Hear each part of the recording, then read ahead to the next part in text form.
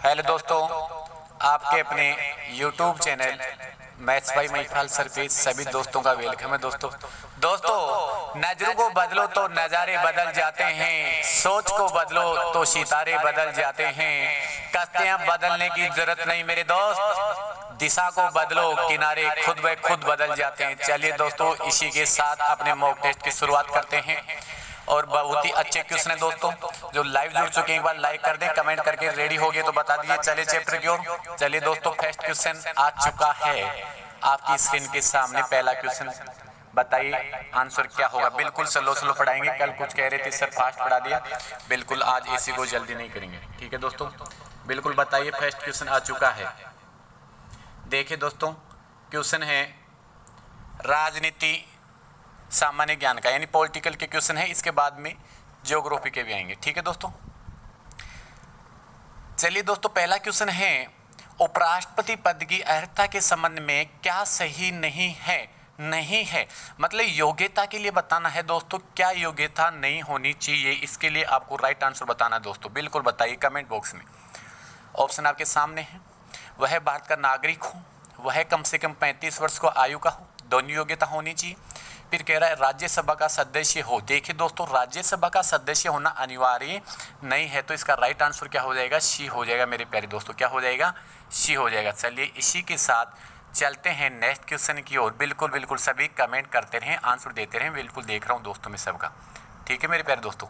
Second question है दोस्तों, भारत का सबसे बड़ा उच्च न्यायालय है, भारत का सबसे बड़ा उच्च न्यायालय है, बिल्कुल बताइए।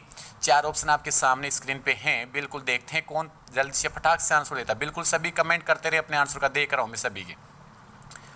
हाँ बिल्कुल बताइए दोस्तों क्या होगा इसका राइट आंसर। बिल्कुल बिल्कुल कुछ का राइट आ रहा है, बिल्कुल देखिए दोस्तों, इसका हो जाएगा सी ऑप्शन हो जाएगा, यानी इलाहाबाद उच्च न्यायालय हो जाएगा। क्या हो जाएगा मेरे प्यारे दोस्तों, इलाहाबाद उच्च न्यायालय हो जाएगा, ठीक है दोस्तों। सबसे बड़ा उच्च न्यायालय की बात कर रही थी तो इलाहाबाद उच्च न्यायालय। चलिए नेक्स्ट क्वेश्चन की ओर बढ़ते हैं इसी के साथ में।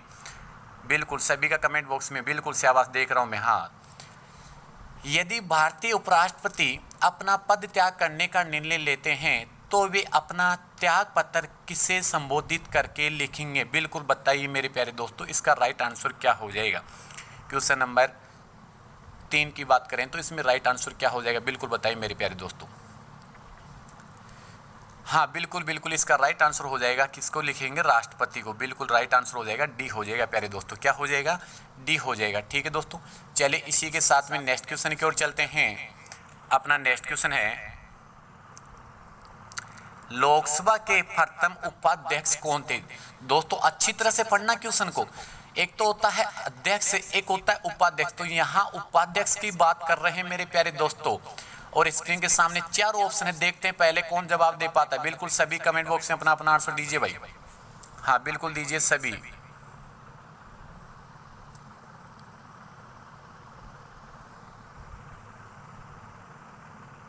हाँ ये लो, अभी थोड़ा बड़ा कर दिया है क्वेश्चन को। बिल्कुल बताइए, कमेंट में आंसर करके बताइए, सभी बताइए। हाँ बिल्कुल कुछ का राइट आ रहा है, बिल्कुल इसमें डी ऑप्शन हो जाएगा दोस्तों, डी ऑप्शन राइट होगा। बिल्कुल इसका राइट ऑप्शन हो जाएगा डी ऑप्शन, अनंत सेनम आयंगर। बिल्कुल बिल्कुल डी ऑप्शन राइट होगा। और यदि यहाँ अध्यक्ष की बात करते दोस्तों, यदि यहाँ कहता लोकसभा की प्रथम अध्यक्ष, तो यहाँ हम करते जीवी मावलकर थे। और कोई कहे कि उपाध्यक्ष जो रहे हैं कब से कब तक कार्यकाल रहा, तो हम कहेंगे कि सर यहाँ 30 मई 1952 से 7 मार्च 1956 तक रहे प्रथम लोकसभा उपाध्यक्ष, ठीक है दोस्तों। चलिए इसी के साथ नेक्स्ट क्वेश्चन की ओर बढ़ते हैं। बिल्कुल बिल्कुल शाबाश, सभी कमेंट बॉक्स में आंसर देते हैं बराबर। बिल्कुल बहुत अच्छे क्वेश्चन है ये आपके लिए, आगे वाली एग्जाम के लिए बहुत ही अति महत्वपूर्ण है। चलिए दोस्तों, आपका 5वां क्वेश्चन है लोकसभा का चुनाव लड़ने के लिए इच्छुक व्यक्ति की न्यूनतम आयु होनी चाहिए। बिल्कुल बताइए दोस्तों, लोकसभा का चुनाव लड़ने के लिए इच्छुक व्यक्ति की आयु न्यूनतम कम से कम कितनी होनी चाहिए। 5वें क्वेश्चन में राइट आंसर बताना दोस्तों। आपके सामने स्क्रीन पे 4 ऑप्शन है, बिल्कुल बताइए क्या होगा। तो राइट आंसर दोस्तों बिल्कुल हो जाएगा, इसका क्या हो जाएगा, बी हो जाएगा, यानी 25 वर्ष होनी चाहिए कम से कम, ठीक है दोस्तों। चलिए इसी के साथ में चलते हैं नेक्स्ट क्वेश्चन की ओर। नेक्स्ट क्वेश्चन आ चुका है, बताइए नेक्स्ट क्वेश्चन क्या होगा।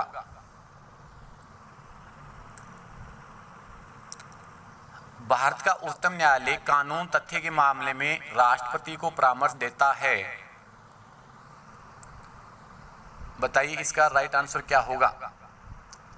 चारों ऑप्शन स्क्रीन के सामने है, बिल्कुल दिख रहा होगा सही क्लियर। हाँ बताइए बताइए, सभी का राइट आंसर आना चाहिए भाई। बिल्कुल कमेंट में सबके आंसर नहीं, सभी कमेंट कर रहे, देख रहा हूं मैं सबका कमेंट चल रहा है बिल्कुल। हाँ बताइए दोस्तों इसमें क्या हो जाएगा। अपनी पहल पर तभी जब वह ऐसे परामर्श के लिए कहता है, तभी जब मामला नागरिकों के मूलभूत अधिकारों से संबंधित हो, तभी जब मामला देश की एकता और अखंडता के लिए खतरा पैदा करता है। दोस्तों यहाँ बी और डी में अब आपका आंसर आ रहा है, यहाँ राइट आंसर हो जाएगा दोस्तों बी हो जाएगा।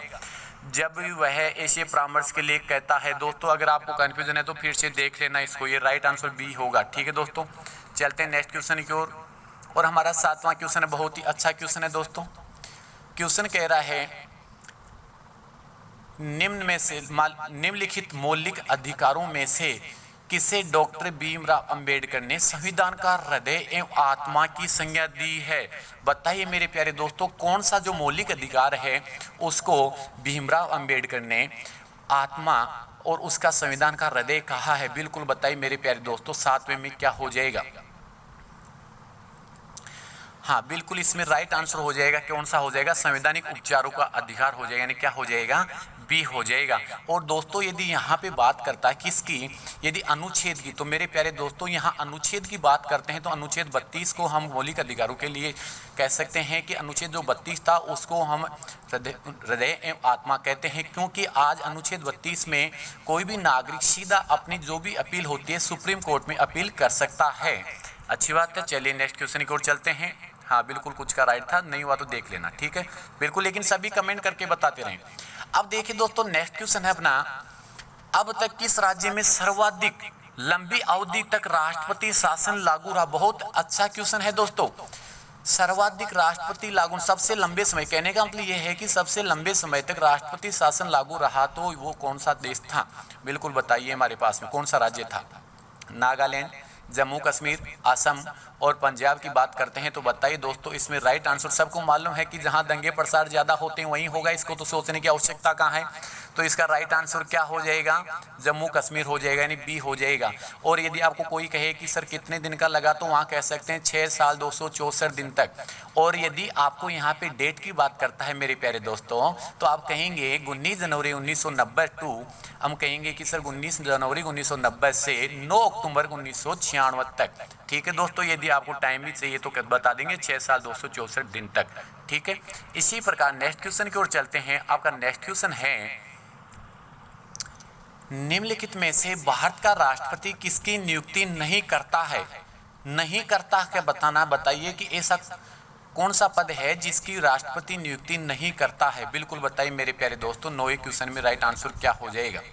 हाँ बिल्कुल बताइए, इसमें राइट आंसर बिल्कुल कुछ का राइट आ रहा है, इसमें हो जाएगा डी हो जाएगा। बिल्कुल बिल्कुल हाँ, चलिए नेक्स्ट क्वेश्चन की ओर चलते हैं।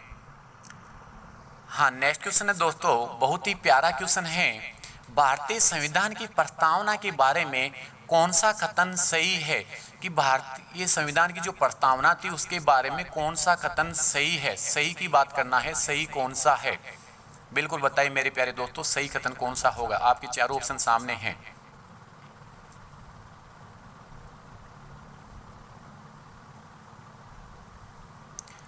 बिल्कुल बिल्कुल इसकी बात करते हैं तो इसका राइट आंसर बी हो जाएगा दोस्तों। क्या हो जाएगा, बी हो जाएगा। और बी की यदि बात करते हैं तो दोस्तों यहाँ कहेंगे कि 42वें संविधान संशोधन 1976 के तहत समाजवादी पंथ निरपेक्षता और हम कह सकते हैं प्रस्तावना में शामिल किए गए थे। ठीक है दोस्तों, 42वें संविधान संशोधन 1976 के द्वारा संविधान में प्रस्तावना की बात करें तो उसमें समाजवादी और पंथ निरपेक्षता शब्द जोड़े गए थे प्रस्तावना में। ठीक है दोस्तों, चलिए इसी के साथ में नेक्स्ट क्वेश्चन की ओर बढ़ते हैं। और बहुत ही प्यारा क्वेश्चन है, ये लो, इसमें थोड़ी सी हो सकती है त्रुटि भी हो एक ऑप्शन में, एक बार चेक करना आप। वर्तमान समय में भारतीय संविधान में गणना की दृष्टि से कुल कितने अनुच्छेद और अनुसूचियां हैं। बिल्कुल बताइए मेरे प्यारे दोस्तों 11वें में क्या हो जाएगा। देखिए दोस्तों यहाँ सी की जगह मैं बता दूं टाइप गलत हो गया था, 448 नहीं होगा, यहाँ पे होगा 465 होगा दोस्तों। 465 अनुच्छेद और 12 अनुसूचियाँ और राइट ऑप्शन भी यही है। तो हम कहेंगे 465 अनुच्छेद और 12 अनुसूचियां हैं। वर्तमान में यदि बात करते हैं तो आज हमारे संविधान में 465 अनुच्छेद, 25 भाग और 12 अनुसूचियां हैं। और जब संविधान निर्माण हुआ था, प्रारंभ की शुरुआत की यदि बात करते हैं मेरे प्यारे दोस्तों, तो यदि शुरुआत की बात करें तो इसमें पहले थे 395 अनुच्छेद थे, 22 भाग थे और 8 अनुसूचियां थी। ठीक है दोस्तों, शुरुआत की नहीं अब की बात हो रही थी, तो इसमें यहाँ पे 448 की जगह आएगा 465 अनुच्छेद और 12 अनुसूचियां हैं। ठीक है दोस्तों, चलिए नेक्स्ट क्वेश्चन की ओर चलते हैं। हाँ बिल्कुल, सभी का कमेंट बॉक्स में आंसर आता रहा, देख रहा हूँ कौन कौन कितना क्या पढ़ रहा है घर पे। बिल्कुल, अब देखिए दोस्तों नेक्स्ट क्वेश्चन है, भारत के राष्ट्रपति निर्वाचित होने के पात्र बनने के लिए किसी व्यक्ति की आयु पूर्ण होनी चाहिए। तो ये तो नॉर्मल क्वेश्चन है, इसमें तो बिल्कुल सभी का कमेंट बॉक्स में आंसर आना चाहिए भाई, सभी दोस्तों का कमेंट बॉक्स में आंसर आना चाहिए इसमें तो। बिल्कुल, इसमें तो कहने की आवश्यकता नहीं है, सबसे राइट होना चाहिए। हाँ, सबको मालूम भारत का नागरिक होना चाहिए, लोकसभा का सदस्य होना चाहिए। उम्र की यदि बात करते हैं तो बिल्कुल राइट ऑप्शन हो जाएगा, डी हो जाएगा दोस्तों। क्या हो जाएगा? डी हो जाएगा। ठीक है दोस्तों, इसी के साथ नेक्स्ट क्वेश्चन की ओर चलते हैं। और आपका नेक्स्ट क्वेश्चन बहुत ही प्यारा क्वेश्चन है। देखिए दोस्तों नेक्स्ट क्वेश्चन आ चुका है, सभी दोस्त कमेंट करते रहे भाई, ऐसे नहीं बीच में बग, बहुत ही अच्छे क्वेश्चन है, बीच में जाने की आवश्यकता नहीं है भाई। बिल्कुल देख रहा हूँ मैं कौन कौन जुड़ रहा है, सभी कमेंट करते रहे अपना अपना। ठीक है दोस्तों, हाँ नेक्स्ट क्वेश्चन है दोस्तों आपका, भारत में नई संसदीय समिति प्रणाली की शुरुआत कब की गई? बिल्कुल बताइए मेरे प्यारे दोस्तों, कब की गई? हाँ, ए ऑप्शन है 1984 ईस्वी में, बी ऑप्शन 1987 ईस्वी में, सी 1991 में, डी 1994। बिल्कुल स्लो स्लो पढ़ा रहे हैं, फास्ट नहीं पढ़ा रहे हैं आज, बिल्कुल ताकि आपको भी समझ में आए, टाइम भी मिले। 20 से 25 सेकंड का टाइम होता है, वो टाइम भी मिलना जरूरी है। ठीक है दोस्तों, हाँ तो बिल्कुल बताइए 13 में राइट ऑप्शन क्या हो जाएगा? बिल्कुल राइट ऑप्शन हो जाएगा ए हो जाएगा 1994 में। बिल्कुल बिल्कुल क्या हो जाएगा? ए ऑप्शन हो जाएगा। ठीक है, शाबाश। अब चलते हैं दोस्तों, 1994 नहीं दोस्तों, 1984 में, ए ऑप्शन में होगा 1984। ठीक है दोस्तों, ए ऑप्शन होगा ऐसा 1984। अब चलते हैं हमारे पास में नेक्स्ट क्वेश्चन की ओर चलते हैं।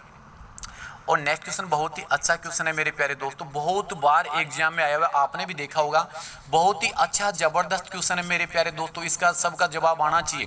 बहुत ही अच्छा, आगे के एग्जाम के लिए भी और पीछे भी बहुत बार आया है मेरे प्यारे दोस्तों। बिल्कुल, इसलिए बताइए कमेंट करके आंसर इसका। भारत में पंचायती राज व्यवस्था सर्वप्रथम राजस्थान और में प्रारंभ, यानी राजस्थान के साथ साथ, ये तो सबको मालूम है पंचायती राज व्यवस्था राजस्थान में सर्वप्रथम लागू हुई थी। और ये भी मालूम है कब हुई थी। राजस्थान में प्रधानमंत्री कौन थे उस समय? पंडित जवाहरलाल नेहरू थे। और ये हुई थी 2 अक्टूबर 1959 को। लेकिन इसके बाद में जो दूसरा राज्य है, वो दूसरा सेकेंड राज्य बताना है, तो आप कहेंगे कि सर इसके साथ में कहाँ हुई थी? आंध्र प्रदेश में हुई थी। कहाँ हुई थी मेरे प्यारे दोस्तों? इसका राइट आंसर क्या हो जाएगा? डी हो जाएगा मेरे प्यारे बच्चों। क्या हो जाएगा? डी हो जाएगा। ठीक है दोस्तों, बहुत ही अच्छा जबरदस्त क्वेश्चन था। और डेट की बात करें तो अब शुरुआत में तो राजस्थान में हुई थी हमारे पास में कब? 2 अक्टूबर 1959 को। और यदि इसमें बात करते हैं आंध्र प्रदेश में, तो हमारे पास में इसके बाद में 1959 में आंध्र प्रदेश में। ठीक है दोस्तों, चलिए नेक्स्ट क्वेश्चन की ओर चलते हैं। और हमारा नेक्स्ट क्वेश्चन है, क्या किसी राज्य में विधान परिषद के सर्जन अथवा उत्पादन के लिए संवैधानिक संशोधन की आवश्यकता होती है? क्या किसी राज्य में विधान परिषद के सर्जन अथवा उत्पादन के लिए संवैधानिक संशोधन की आवश्यकता होती है? बिल्कुल बताइए दोस्तों, विधान परिषद के सर्जन अथवा उत्पादन के लिए संविधान संशोधन की आवश्यकता होती है या नहीं? तो बताइए 4 ऑप्शन, हाँ, नहीं, साधारण बहुमत द्वारा, विशेष बहुमत द्वारा। बिल्कुल इसका राइट आंसर क्या हो जाएगा? नहीं होती। बिल्कुल क्या हो जाएगा? बी हो जाएगा दोस्तों। क्या हो जाएगा? बी हो जाएगा। इसका राइट आंसर हो जाएगा दोस्तों, बी राइट हो जाएगा। ठीक है मेरे प्यारे दोस्तों, चलिए इसी के साथ नेक्स्ट क्वेश्चन की ओर बढ़ते हैं। आपका नेक्स्ट क्वेश्चन है, बिल्कुल ये लो स्क्रीन के सामने आ चुका मेरे प्यारे दोस्तों। नेक्स्ट क्वेश्चन है, लोकसभा का पहला अध्यक्ष कौन था? दोस्तों ये पीछे आया था उपाध्यक्ष का पहला ही क्वेश्चन, और उसी से रिलेटिव क्वेश्चन है दोस्तों, लोकसभा का पहला अध्यक्ष कौन था? बिल्कुल बताइए मेरे प्यारे दोस्तों, ये बता भी चुका था मैं आपको पीछे। तो बताइए लोकसभा का गठन कब हुआ, इसकी बात करते हैं तो आप कहेंगे कि सर्वप्रथम हम कहें 17 अप्रैल 1952 में लोकसभा का गठन हुआ था। लेकिन यहाँ पे देखिए अध्यक्ष की बात कर रहे हैं, पीछे हुई थी उपाध्यक्ष की। तो दोस्तों मैंने पीछे भी बता दी थी ये बात फर्स्ट ही क्वेश्चन में, तो आपका बिल्कुल बिल्कुल सभी का राइट है। सभी कमेंट करें इसमें, तो बता चुका, बिल्कुल शाबाश। इसका राइट आंसर हो जाएगा बी हो जाएगा, यानी जी.वी. मावलकर थे। बिल्कुल बिल्कुल पहले अध्यक्ष, और उपाध्यक्ष के लिए पहला ही क्वेश्चन आ गया था। ठीक है दोस्तों, चलिए इसी के साथ नेक्स्ट क्वेश्चन की ओर चलते हैं। हमारा नेक्स्ट क्वेश्चन है, मुख्य निर्वाचन आयुक्त की नियुक्ति तथा उसको पदच्युत करने का अधिकार निम्नलिखित में से किसको है? मुख्य निर्वाचन आयुक्त की नियुक्ति तथा उसको पदच्युत यानी पद से हटाने का अधिकार निम्नलिखित में से किसको है? बिल्कुल बताइए मेरे प्यारे दोस्तों, इसका राइट आंसर क्या हो जाएगा? आपके सामने स्क्रीन पे जो भी हैं चारों ऑप्शन है, बिल्कुल सभी फटाक से आंसर दें भाई। सभी कमेंट बॉक्स करते रहेंगे तभी आपको एक्टिव रहेंगे। देखिए ज्यादा से ज्यादा आप आंसर देने की सोचेंगे, कंपटीशन होना चाहिए एक दूसरे का, आपस में एक दूसरे का होड़ होनी चाहिए कि मैं बताऊं पहले मैं बताऊं। बिल्कुल शाबाश, सभी कमेंट बॉक्स में आंसर देते रहें। हाँ बिल्कुल बताइए 17 में क्या हो जाएगा? ये तो सबको मालूम है क्या हो जाएगा, बिल्कुल सभी का राइट, इसका राइट आंसर हो जाएगा सी हो जाएगा। बिल्कुल शाबाश। चलिए दोस्तों नेक्स्ट क्वेश्चन की ओर चलते हैं। अपना नेक्स्ट क्वेश्चन है, भारत एक है, भारत एक है, ऑप्शन है धर्मनिरपेक्ष राष्ट्र, हिंदू राष्ट्र, हिंदू मुस्लिम राष्ट्र, इनमें से कौन है? बिल्कुल ये भी इजी क्वेश्चन है, सभी का राइट आंसर आना चाहिए। बिल्कुल ये तो कहने की आवश्यकता नहीं है, हम कह सकते हैं कि भारत एक धर्मनिरपेक्ष राष्ट्र है। भारत क्या है मेरे प्यारे बच्चों? धर्मनिरपेक्ष राष्ट्र। राइट ऑप्शन हो जाएगा इसका, ये हो जाएगा मेरे प्यारे दोस्तों। चलिए इसी के साथ नेक्स्ट क्वेश्चन की ओर चलते हैं। बिल्कुल बिल्कुल शाबाश, धन्यवाद, बराबर कंटिन्यू क्वेश्चन आंसर देते रहे भाई। नेक्स्ट क्वेश्चन है दोस्तों स्क्रीन के सामने आ चुका है, बिल्कुल कमेंट करके बताइए। भारत में दलीय पद्धति की एक विशेषता है, बिल्कुल बताइए मेरे प्यारे दोस्तों, भारत में दलीय पद्धति की एक विशेषता है। इसका राइट ऑप्शन क्या हो जाएगा कि कौन किस प्रकार की है? सांप्रदायिक है, क्षेत्रीय है, द्विदलीय है या बहुदलीय है? बिल्कुल बताइए।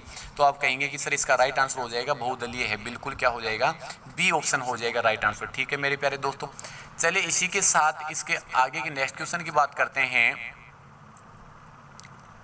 क्वेश्चन कह रहा है कोई विधेयक धन विधेयक है या नहीं, इसका निर्णय कौन करता है? क्वेश्चन कह रहा है कि कोई विधेयक धन विधेयक है या नहीं, इसका निर्णय कौन करता है? तो बताइए मेरे प्यारे दोस्तों कौन निर्णय करता है? बिल्कुल आप बता सकते हैं। हाँ बिल्कुल, देखिए कोई विधेयक धन विधेयक है या नहीं, इसका अंतिम निर्णय कौन करता है? लोकसभा अध्यक्ष करता है। बिल्कुल अंतिम निर्णय की बात करते हैं तो इस लोकसभा अध्यक्ष का ही इसका अंतिम निर्णय करता है कि कोई विधेयक धन विधेयक है या नहीं है। चलिए दोस्तों इसी के साथ अब चलते हैं हम ज्योग्राफी के क्वेश्चन की ओर, और बहुत ही अच्छे हैं। सेकंड पार्ट में इसके ज्योग्राफी की बात कर रहे हैं तो देखिए, हाँ देखिए दोस्तों भूगोल संबंधित यानी ज्योग्राफी के हमारे पास में सेकंड पार्ट की बात करते हैं तो इसका फर्स्ट क्वेश्चन आ चुका है। बिल्कुल कमेंट बॉक्स में आंसर देते रहें। बिल्कुल शाबाश, देखिए पॉलिटिकल के हो गए हैं, अब सेकंड पार्ट की ओर चलते हैं। ज्योग्राफी के क्वेश्चन आ रहे हैं, बिल्कुल बताइए मेरे प्यारे दोस्तों, बहुत ही अच्छा क्वेश्चन है और सभी का कमेंट बॉक्स में आंसर आना चाहिए भाई। बिल्कुल शाबाश, बिल्कुल कमेंट करके बताइए हाथी किस राष्ट्रीय उद्यान में पाया जाता है? बिल्कुल बताइए दोस्तों, बिल्कुल स्लो पढ़ा रहा हूँ ना, किसी के कोई डाउट तो नहीं? कल थोड़ा फास्ट पढ़ा देता। बिल्कुल चलिए स्लो स्लो ही पढ़ाएंगे। हाथी किस राष्ट्रीय उद्यान में पाया जाता है? अपने आप को चेक कीजिए दोस्तों, कितना क्या कर पा रहे हैं। बिल्कुल आकलन हो रहा है आपको, कितना क्या आ रहा है, अपने आप का आकलन कीजिए। बिल्कुल शाबाश। हाँ बिल्कुल देखिए ए ऑप्शन है, बी है, सी है, डी है, बोलूंगा कि आपके सामने स्क्रीन के सामने। बिल्कुल बताइए मेरे प्यारे दोस्तों हाथी किस राष्ट्रीय उद्यान में पाए जाते हैं? तो इसका नागरहोल राष्ट्रीय उद्यान राइट ऑप्शन होगा, ए हो जाएगा। बिल्कुल मेरे प्यारे दोस्तों इसका राइट ऑप्शन क्या होगा? ए होगा। किसी के डाउट है तो अच्छी तरह देख लेना। ठीक है दोस्तों, चलिए नेक्स्ट क्वेश्चन की ओर चलते हैं। आपका नेक्स्ट क्वेश्चन है, बहुत ही अच्छा क्वेश्चन है प्यारे दोस्तों। भारत की प्रसिद्ध लेगून झील है, भारत की प्रसिद्ध लेगून झील कौन सी है? डल झील, चिल्का झील, पुलिकट झील, मानसरोवर झील। तो बिल्कुल इसका राइट आंसर क्या हो जाएगा मेरे प्यारे दोस्तों? बी हो जाएगा। यानी आज इसकी बात करते हैं तो चिल्का झील भारत की प्रसिद्ध लेगून झील है मेरे प्यारे दोस्तों। चलिए नेक्स्ट क्वेश्चन की ओर बात करते हैं तो हमारा नेक्स्ट क्वेश्चन है, भारत का अधिकांश भाग कर्क रेखा के उत्तर में स्थित है, इस पर इसे एक उष्णकटिबंधीय देश कहते हैं, क्योंकि जवाब बताना है कि भारत का एक अधिकांश भाग कर्क रेखा के उत्तर में स्थित है, ये बात सही है, पर इसे एक उष्णकटिबंधीय देश कहते हैं। तो क्योंकि का जवाब चारों ऑप्शन आपके सामने हैं। कर्क रेखा भारत के मध्य से गुजरती है, भारत के निवासी उष्णकटिबंधीय से आए हैं, जनसंख्या का यानी ऊपर वाले क्वेश्चन से रिलेटिव क्यों कहते हैं उसका सही सटीक आंसर बिल्कुल बताना मेरे प्यारे दोस्तों। तो इसका राइट आंसर बिल्कुल हो जाएगा, देश की जलवायु का निर्धारण उष्णकटिबंधीय मानसून से होता है। देश की जलवायु का निर्धारण उष्णकटिबंधीय मानसून से होता है। तो इसका राइट आंसर क्या हो जाएगा? डी हो जाएगा मेरे प्यारे दोस्तों। क्या हो जाएगा? डी राइट आंसर हो जाएगा। चलिए इसी के साथ नेक्स्ट क्वेश्चन की ओर चलते हैं। आपका नेक्स्ट क्वेश्चन है बहुत ही प्यारा, जबरदस्त क्वेश्चन प्यारे दोस्तों, ये बहुत ही प्यारा है क्योंकि जनगणना इसके बाद में हुई नहीं और जनगणना संबंधित एक क्वेश्चन डेफिनेट आता है। बताइए 2011 की जनगणना के अनुसार निम्न में से किस राज्य में 2001 से 2011 की अवधि में जनसंख्या वृद्धि दर सर्वाधिक रही? बिल्कुल बताइए मेरे प्यारे दोस्तों, बहुत ही अच्छा क्वेश्चन है।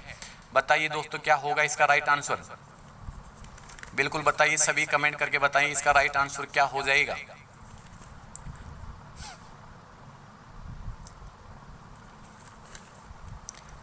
सभी का राइट आंसर आना चाहिए भाई। बिल्कुल बिल्कुल क्या हो जाएगा? सर्वाधिक जनसंख्या वृद्धि दर, डी ऑप्शन होगा इसका। क्या हो जाएगा मेरे प्यारे दोस्तों? मेघालय।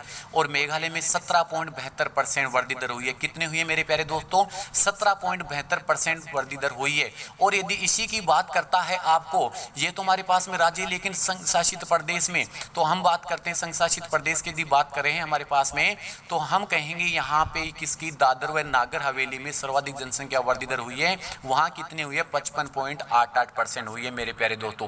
दोनों ध्यान रखना, संघ शासित में दादर व नागर हवेली, और यदि बात करते हैं हमारे पास में राज्य में तो यहाँ होगा मेघालय जिसमें थी 17 पॉइंट। ठीक है, चलिए नेक्स्ट क्वेश्चन की ओर चलते हैं। आपका नेक्स्ट क्वेश्चन है बहुत ही प्यारा। बिल्कुल बिल्कुल सभी कमेंट, बिल्कुल कुछ का राइट आ रहा है। चलिए कोई बात नहीं, लेट आता है लेट दीजिए, लेकिन सभी कमेंट बॉक्स में आंसर दीजिए। शाबाश, बिल्कुल देख रहा हूं मैं सभी का। अरावली पर्वत का सर्वोच्च शिखर क्या कहलाता है? बिल्कुल मेरे प्यारे दोस्तों आप बता सकते हैं, ये तो सभी बता सकते हैं। सबसे अच्छा क्वेश्चन है दोस्तों, इसमें सभी का कमेंट बॉक्स में आंसर आना चाहिए। बिल्कुल शाबाश। तो बताइए मेरे प्यारे दोस्तों इसका राइट आंसर क्या हो जाएगा? हाँ बिल्कुल, इसमें तो कहने की बात क्या है, बताइए। दिख रहा है? हाँ बिल्कुल बिल्कुल सभी का राइट आ रहा है। शाबाश, देखिए इसका राइट ऑप्शन हो जाएगा ए। बिल्कुल सभी का ए आ रहा था भाई, तो इसका राइट ऑप्शन हो गया ए हो गया। चलिए इसी के साथ नेक्स्ट क्वेश्चन की ओर चलते हैं मेरे प्यारे दोस्तों। नेक्स्ट क्वेश्चन है आपका, नंदा देवी स्थित है। नंदा देवी कहाँ स्थित है? बिल्कुल बताइए मेरे प्यारे दोस्तों कहाँ है नंदा देवी? कहाँ है? हिमाचल प्रदेश, उत्तराखंड, नेपाल, सिक्किम? बिल्कुल बताइए दोस्तों कहाँ है? इसका राइट ऑप्शन हो जाएगा उत्तराखंड बी। इसकी बात करते हैं तो चमोली उत्तराखंड में नंदा देवी स्थिति है। चमोली उत्तराखंड में, इसका राइट ऑप्शन हो जाएगा मेरे प्यारे दोस्तों क्या हो जाएगा? बी हो जाएगा। चलिए इसी के साथ में नेक्स्ट क्वेश्चन की ओर चलते हैं। और आपका नेक्स्ट क्वेश्चन बहुत ही प्यारा जबरदस्त क्वेश्चन दोस्तों, सभी का कमेंट बॉक्स आंसर। बिल्कुल कर्नाटक नहीं है दोस्तों, पहली बात तो यहाँ कर्नाटक है, ये रह है, कर्नाटक नहीं है। कर्नाटक में स्थित बहुउद्देशीय नदी घाटी परियोजना है। कर्नाटक में कौन सी नदी बहुत घाटी परियोजना है? बिल्कुल बताइए मेरे प्यारे दोस्तों इसका राइट आंसर क्या हो जाएगा? हाँ सभी कमेंट करके बताएं मेरे प्यारे दोस्तों इसका राइट आंसर क्या हो जाएगा?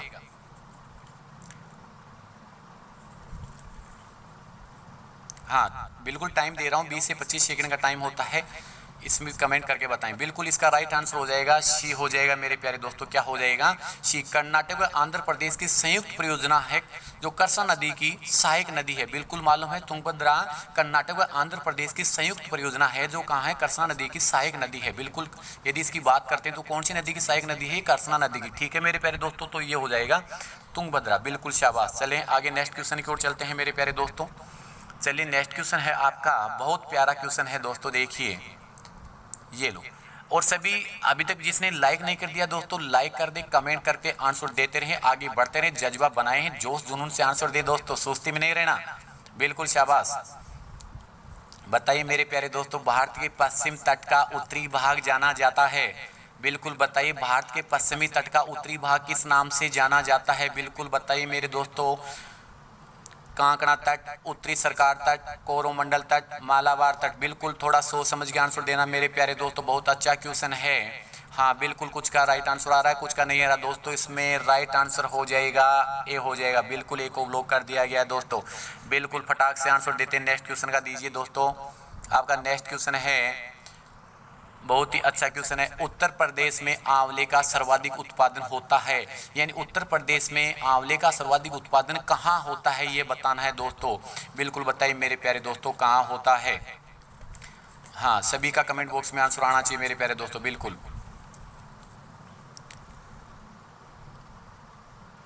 इसका राइट आंसर बिल्कुल बिल्कुल रायबरेली जिले में, प्रतापगढ़ जिले में, सुल्तानपुर जिले में, फैजाबाद जिले में। बिल्कुल बताइए मेरे प्यारे दोस्तों कहाँ होता है। इसका राइट आंसर हो जाएगा बी, हो जाएगा प्रतापगढ़ जिले में आंवले का सर्वाधिक उत्पादन होता है। प्रतापगढ़ जिले में भी कहाँ, प्रतापगढ़ के रायबरेली, सुल्तानपुर, जौनपुर में।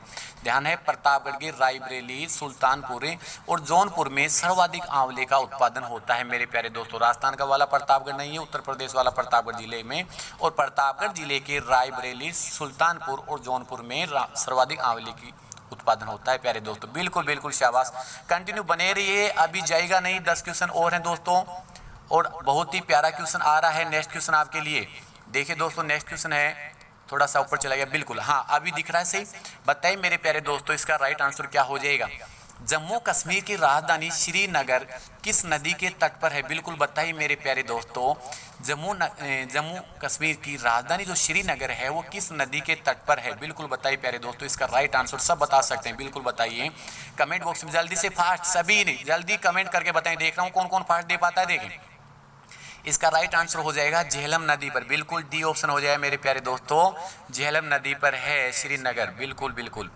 चलिए दोस्तों नेक्स्ट क्वेश्चन की ओर चलते हैं। आपका नेक्स्ट क्वेश्चन है मेरे प्यारे दोस्तों, निम्न नदियों में से एक विनाशक नदी कौन सी कहलाती है। यानी जो नदियां हैं, चारों नदियां हैं, इनमें से जो विनाशक नदी है, सर्वाधिक विनाश करने वाली नदी को विनाशक नाम दिया गया है। तो बताइए प्यारे दोस्तों विनाशक नदी कौन सी कहलाती है निम्न में से। बिल्कुल सभी का कमेंट बॉक्स में आंसर आना चाहिए भाई।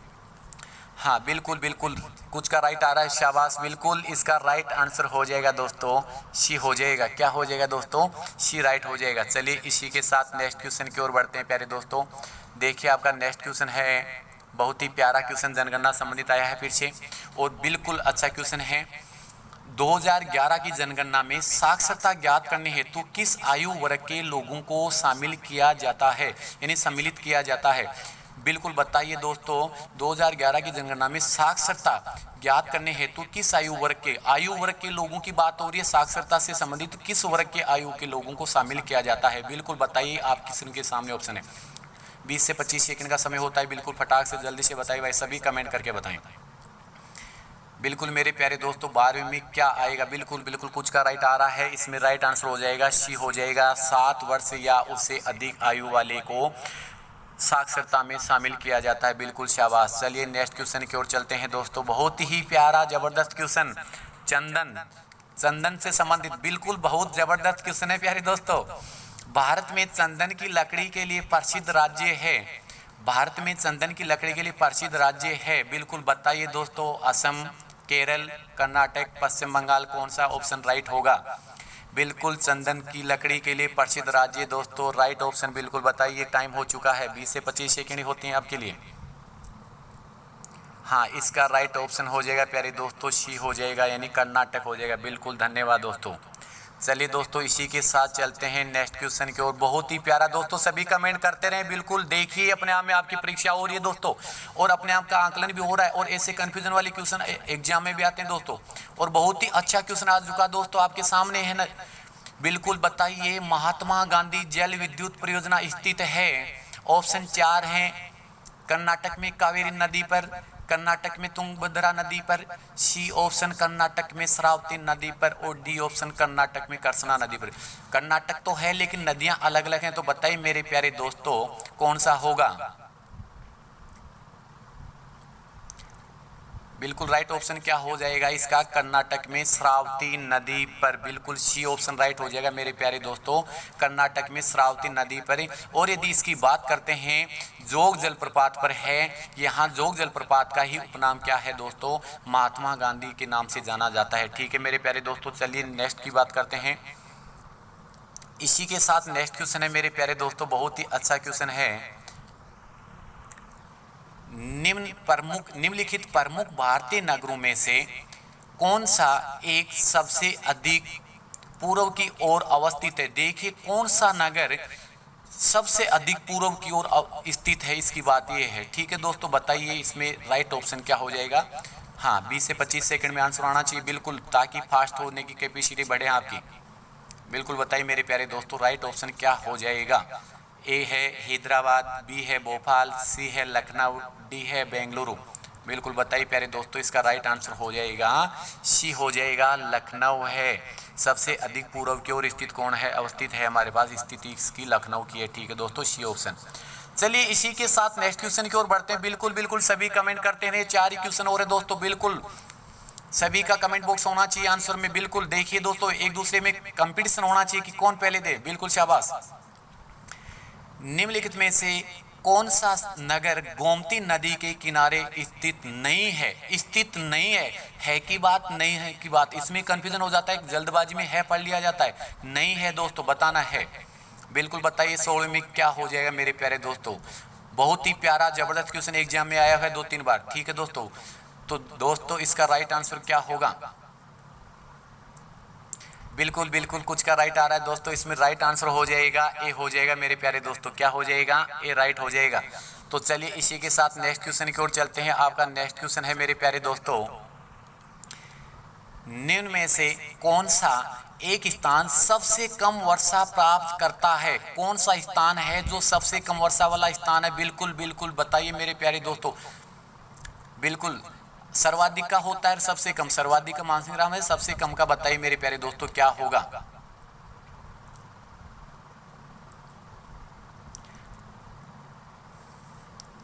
कौन सा स्थान होगा, राइट आंसर हो जाएगा बी हो जाएगा मेरे प्यारे दोस्तों। क्या हो जाएगा इसका राइट आंसर, बी हो जाएगा, ले है। बिल्कुल बिल्कुल शाबाश, कुछ का राइट था, नहीं हुआ तो चेक कर लेना दोस्तों। बिल्कुल चलते हैं नेक्स्ट क्वेश्चन की ओर, और बहुत ही प्यारा क्वेश्चन है मेरे प्यारे दोस्तों, बहुत ही प्यारा क्वेश्चन है। क्वेश्चन ये कह रहा है कि धूमकुरिया किस जनजाति की सामाजिक संस्था है। धूमकुरिया जो संस्था है वो किस जनजाति की संस्था है, बताइए मेरे प्यारे दोस्तों। ओरांव, कुड़खी, मुंडा, संथोल, चारों जनजातियां आपके ऑप्शन में है। बिल्कुल बताइए मेरे प्यारे दोस्तों क्या होगा। बिल्कुल बिल्कुल मेरे प्यारे दोस्तों, इसका राइट ऑप्शन हो जाएगा ए हो जाएगा। क्या हो जाएगा मेरे प्यारे दोस्तों, ए हो जाएगा, क्योंकि उरांव ऐसी संस्था है जहां वहाँ के युवकों को हर प्रकार की शिक्षा दी जाती है मेरे प्यारे दोस्तों। उरांव ऐसी संस्था है जहाँ वहाँ उनके जो धुमकुरिया जनजाति के युवक हैं उनको हर प्रकार की शिक्षा दी जाती है मेरे प्यारे दोस्तों। चलिए इसी के साथ नेक्स्ट क्वेश्चन की ओर बढ़ते हैं। आपका नेक्स्ट क्वेश्चन आ चुका है दोस्तों, बताइए सभी का कमेंट चालू रहना चाहिए। 2 ही क्वेश्चन, इसके बाद में एक लास्ट क्वेश्चन है दोस्तों। बिल्कुल बिल्कुल जज्बा जुनून जोश होना चाहिए, बिल्कुल पॉजिटिव रहते आंसर दे दिए, बिल्कुल शाबाश। भारत में लाल मिट्टी का सर्वाधिक विस्तार पाया जाता है मेरे प्यारे दोस्तों। बिल्कुल बहुत अच्छा प्यारा क्वेश्चन है, बताइए मेरे प्यारे दोस्तों। 4 ऑप्शन हैं, मध्य प्रदेश छत्तीसगढ़ में, ओडिशा में, पश्चिम बंगाल में, आंध्र प्रदेश एवं तमिलनाडु में, राजस्थान एवं गुजरात में। बिल्कुल बताइए मेरे प्यारे दोस्तों कहाँ होता है, इसका राइट आंसर क्या होगा। बिल्कुल बिल्कुल सभी का इंतजार कर रहा हूँ। हाँ कुछ का आने स्टार्ट हो गया, बिल्कुल शाबाश। देखिए दोस्तों राइट आंसर बिल्कुल कुछ का राइट था, इसका राइट आंसर हो जाएगा ए हो जाएगा मेरे प्यारे दोस्तों। क्या हो जाएगा, ए हो जाएगा। चलिए इसी के साथ लास्ट क्वेश्चन की ओर चलते हैं दोस्तों। बहुत ही प्यारा जबरदस्त क्वेश्चन है, और लास्ट क्वेश्चन में मेरे प्यारे दोस्तों सभी का राइट आंसर आना चाहिए भाई। बिल्कुल बिल्कुल देख रहा हूँ लास्ट तक कौन कौन जुड़ रहा है, देखें सभी एक बार कमेंट करके बता दीजिए। देख रहा हूँ बिल्कुल सभी का कमेंट बॉक्स में आंसर आने टाइम दे रहा हूँ बिल्कुल सबके लिए। और जिसने अभी तक लाइक नहीं किया लाइक कर दें, शेयर कर दें दोस्तों को, ताकि वो भी घर बैठे आसानी से स्टडी कर सकें, ऐसे क्वेश्चन का लुत्फ उठा सकें मेरे प्यारे दोस्तों। बिल्कुल शाबाश। बताइए मेरे प्यारे दोस्तों इसका राइट आंसर क्या होगा। निम्नलिखित में से कौन सी नदी विंध्य तथा सतपुड़ा पर्वत श्रृंखला के मध्य से होकर गुजरती है। बिल्कुल बताइए मेरे प्यारे दोस्तों राइट ऑप्शन क्या होगा।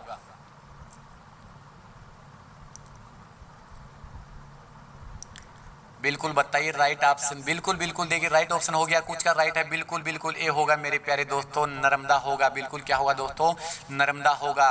नर्मदा मध्य प्रदेश में बहते हुए फिर सतपुड़ा पहाड़ी से निकलती है, मध्य प्रदेश में बहते हुए कहाँ से जाती है, फिर अंत में फिर खंबात की खाड़ी में चली जाती है। इसका ये भी ध्यान रखना, ठीक है दोस्तों। अंतिम बिंदु कहाँ इसका, खंबात की खाड़ी में जाती है। बिल्कुल शाबाश। चलिए दोस्तों ये अपने 40 क्वेश्चन थे, बहुत ही इंपॉर्टेंट क्वेश्चन थे दोस्तों। जो दोस्त अंत में जुड़ा है, बीच में जुड़ा, तो एक बार वीडियो ऑफ होने के बाद में, क्लास ऑफ होने के बाद में फिर से एक बार शुरुआत से देखना। बहुत अच्छे क्वेश्चन दोस्तों। कहाँ ही आपको डाउट है तो कमेंट बॉक्स में और लिखना। बिल्कुल अच्छा समझ में आया तो लाइक कर दें, शेयर कर दें, ठीक है दोस्तों। फिर मिलेंगे कल इसी के साथ। नेक्स्ट पार्ट में बिल्कुल दोस्तों ये आपका मॉक टेस्ट है, इसमें आपके लिए बहुत ही अच्छी एक्सरसाइज होती है, जो कन्फ्यूजन होता है वो भी दूर होता है और एक आपकी फास्टली क्वेश्चन को सोचने की क्षमता भी बढ़ती है दोस्तों। ठीक है दोस्तों, चलिए इसी के साथ जय हिंद जय भारत दोस्तों। ओके, धन्यवाद सभी दोस्तों को, गुड नाइट।